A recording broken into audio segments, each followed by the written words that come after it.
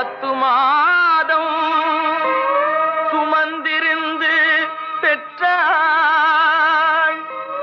பகல் இரவாய் விழித்திருந்து வளர்த்தாள்.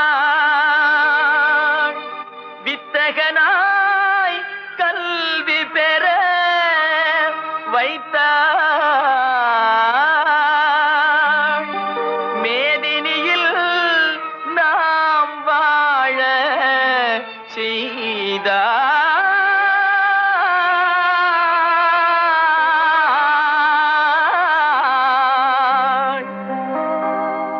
அன்னையை போல் ஒரு தெய்வமில்லை, அன்னையை போல் ஒரு தெய்வமில்லை. அவள் அடித்தொழ